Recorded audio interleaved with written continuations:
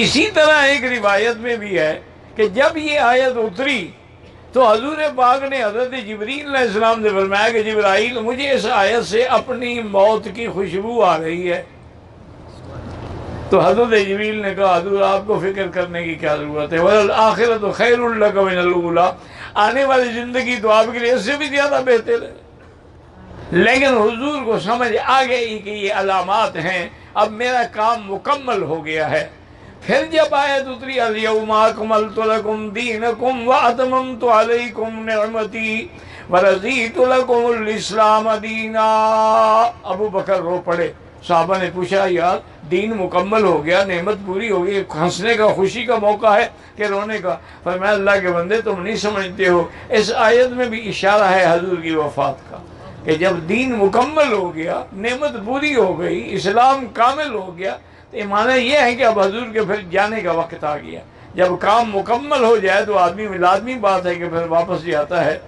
اور اسی طرح سے حضور پاک جب حضرت معاذ رضی اللہ تعالی عنہ کو یمن کے لیے روانہ فرما رہے تھے تو حضرت معاذ سواری پہ بیٹھے تھے اور حضور ساتھ پیدل چل رہے ہیں۔ یہ ایک عزت ہوتی ہے اپنے گورنر کی، اپنے نمائندے کی، اپنے سفیر کا اعزاز ہوتا ہے۔ حضور چلتے رہے اور اس کے بعد آپ نے فرمایا کہ یا معاذ ایک بات یاد رکھا کہ اب جب تم مدینے آؤ گے لا تلقانی فی المدینہ، مجھے تم مدینے میں نہیں پاؤ گے، تم میری قبر کی زیارت تو کرو گے، مدینے کی زیارت تو کرو گے، لیکن مجھے نہیں دیکھو گے۔ تو اشارہ تھا آپ کی وفات کا۔